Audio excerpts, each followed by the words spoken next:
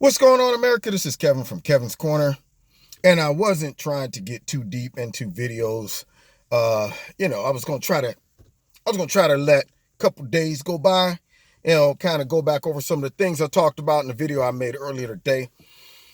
Since I've been back from the cruise, but of course, things just fall in my lap, and I say to myself, I would be remiss if I just let this go without addressing it. And this video is to, I guess, address the topic of racism.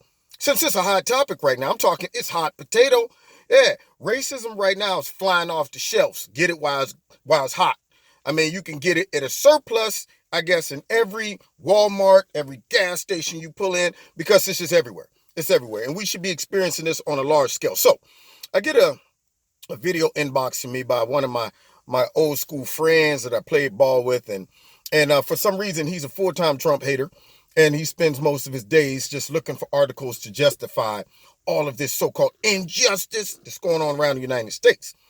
And in this video, this propaganda piece is showing the difference between how cops look at white rioters versus black rioters. Black rioters are looked at not as rioters. Well, they're looked at as rioters and protesters rather, and the white people are just rioters. They're out of control people. After like a football game, they start rocking cars and stuff, and the police show up and they're told to stand down. They stand there with their little shields on and all that stuff, and they stand down. Yeah. But yet when they show up and the brothers is rioting, or they mad because of injustice, and they're out talking about some no justice, no peace, then it's violent rioters. And I had to rebuke him. I was like, dude, get this crap out of my face. For the simple fact, I've seen black people after games do the same stuff mixed in with the crowd. Of course, I'm sure the video was conveniently edited with news clippings and video clips to show the majority of white people. And then they find sound bites that maybe the commentator was like, these violent people, these simple people, they're having a good time and just going a little overboard. Whereas the black people, of course, had incendiary language. And I said, I've seen black people in those crowds celebrating and getting out of control, just like white people. And I asked him a question that he juggled. See, he wasn't ready for this. I said, you know what? If America is so racist, I said, I've been around for a long time, traveled all over the place, seen a lot of people, interacted with people of all types of races. And I said to myself, I can't remember the last time I experienced blatant, overt racism to where I can't mistake it. I ain't talking about that where you got to go, that was kind of racist. I'm talking about that, oh man, this dude looked me straight in the eyes and said, you bleep, bleep, and bleep, get your back out of here. You need to be on somebody's bus right now going out of this country because I don't want you. I'm talking that racism where you can't infer, you can't mistake, you can't use all of today's rhetoric and throw that category, that situation in there because everything's racist nowadays. You get attacked on your job, it's racist, even though you haven't produced in months, but it's racism. So this man, I said, so when is the last time you have experienced just open, blatant racism that can't be inferred? I'm talking racism that if it was to go to court, you would win the case. And he said since Thursday, he's received 4 blatant forms of racism. And I'm saying to myself, where are you living? In 1897? I'm thinking, where are you going looking for it? Are you getting on racist sites, picking fights with skinheads, and then getting them? Oh, well, I called you skinheads a bunch of race hate and blah, blah, and then they call me the N-word. I'm talking about a normal, everyday interaction with people. And you're telling me you experienced 4 undeniable racist acts committed towards you since Thursday. Your average is unbelievable. You might be the most unluckiest black man in America if you experience that much racism since Thursday. And I ain't talking about no, oh man, that cat looked at me real strange when I was walking through the store. He was just kind of following me around like, let's see what he about to do. And I could tell he was doing that because he was racist. He thought the black man was going to steal. I'm talking about, Kev, this dude looked at me and called me a blank, blank, and blank. So, of course, he didn't give me all 4 examples, but he came back with one. And he said there's some subordinates on his job said that he was I guess a highfalutin, N-word. Now, I guess that was supposed to, let me get back and focus it. I guess that was supposed to be his example to me, where I'm like, what? He called you the N-word on your job. Yeah, that's pretty racist. But see, you always have to be clever. More clever than the average bear, like Yogi would say, hey, boo-boo, I'm smarter than the average bear. Okay, Yogi. Well, I'm smarter than the average bear. So when you say something like that, now I have to ask you the question, what did you do? In a day where all you have to do is act as if it was a smidge of racism, and you got CNN, MSNBC, every Democrat, every race baiter at the front door of your job, just talking about, we're going to shut this joint down. You're telling me you took a direct hit of racism like that and did nothing. Well, I mean, no. See, either you're okay with being called that, or it didn't happen. One of the two. Because in today's society, I know, all the brothers I know, if somebody directly was to say, you know what, you are a highfalutin blank blank, probably would result in them either getting knocked out cold, or somebody would tell somebody and get them fired. And you're telling me this ain't like 1940, 1922, where you can't tell the boss, you just go home and complain to your wife, I was at work today, and one of the boys on the line called me a blank, blank, blank. And if I go to the boss, man, he'll fire me for it. No, we're talking about a day and age where the media and the left are on the hunt for racism. So now you're telling me this man experienced a direct blow of racism like that and didn't do anything? Just sat back like, well, I guess this is just how the cookie crumbles. It's garbage. That's what I'm saying.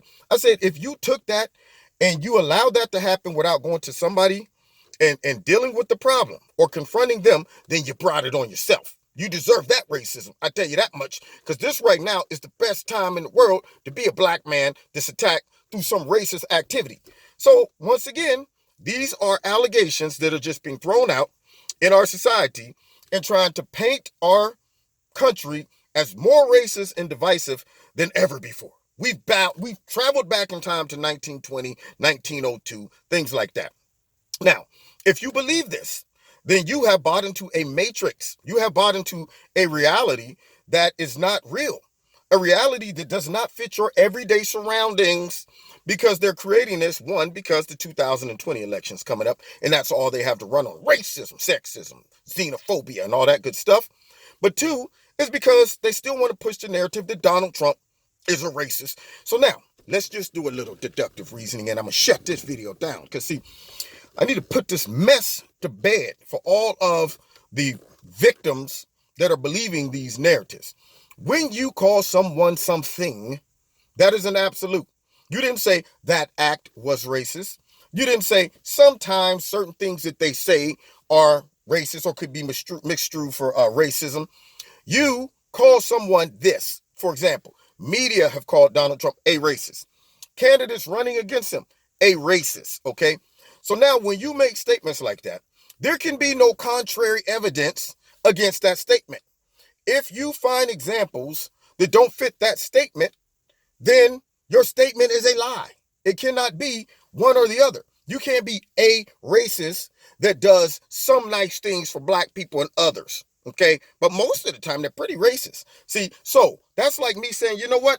This right here is a bottle of water, but sometimes it's pop, okay? It's either water or it's not.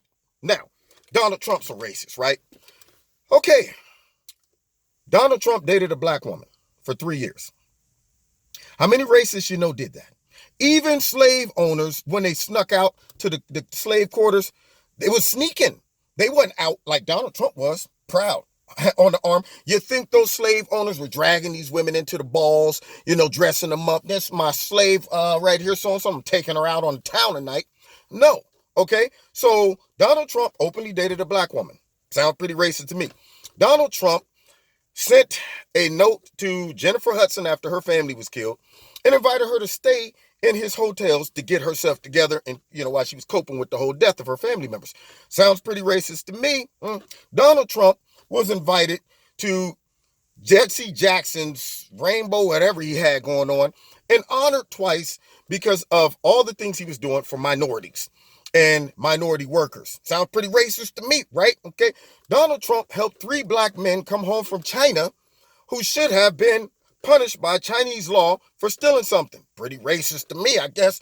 Donald Trump passes he passes the First Step Act, prison reform, that has benefited 5,000 prisoners, which of that 5,000, 91% of them have been black, and invited them to the White House, hugged on them, loved on them. You would think he would have put a whole oxygen mask and some white gloves and stuff when he hugged them. No, straight hug, loving on them. One lady whose daughter was a police officer who was killed, Donald Trump hugged her. She was a black lady, kissed her. I mean, what, does David Duke walk around kissing black people on the cheek? Donald Trump deals with the Iranians. You would think if he hates all people of color, Iranians and all, he should say, let's blow up all of the Middle East.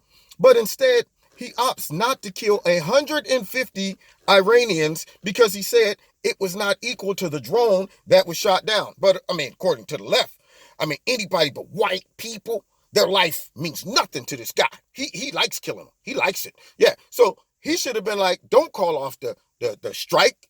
Kill all of them. Okay. This is our big chance. They have given us an excuse to wipe Iran completely off the map. Okay. But yet he takes in consideration 150 Iranian lives, not American lives. People who probably don't like him. Took it in consideration. Sounds pretty racist to me.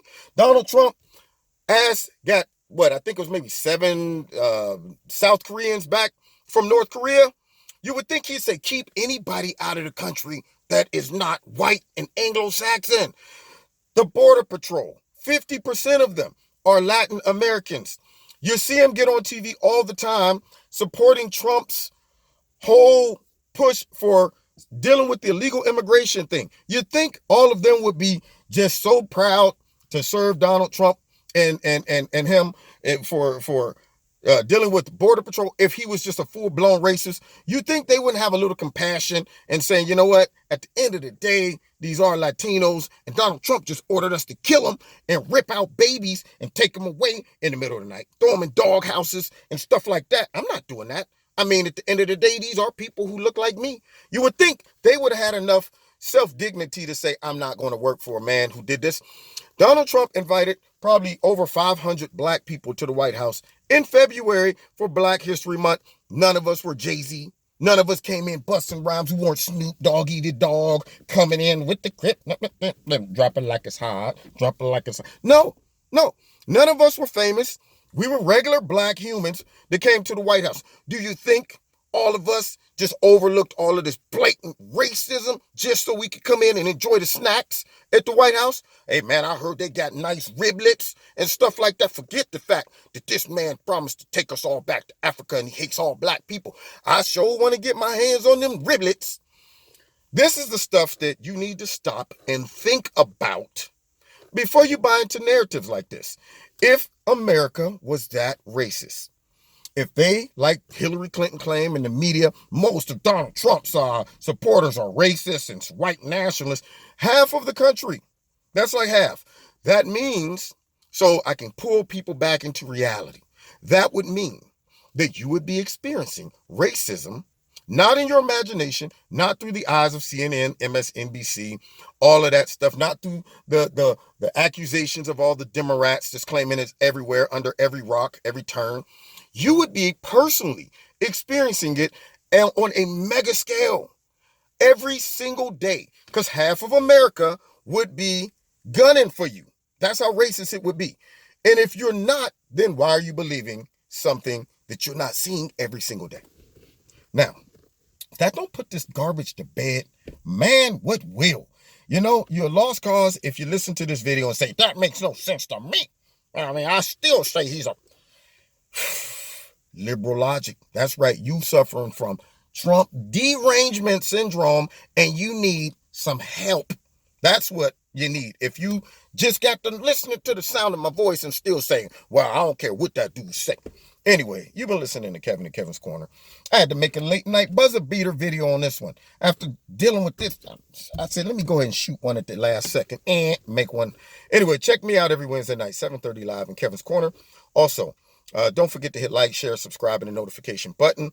What else? Check out Extreme Tees, my sponsor. If you like something, put my name in the promo code. You'll get a 20% discount. And if you want to donate to Kevin at Kevin's Corner, just in case they start demonetizing or snatch my whole channel off because I'm making sense out of nonsense, I appreciate it. The link is in the bottom as well. Find me on Facebook and the Twitter. God bless you. See you next time. Kevin's Corner.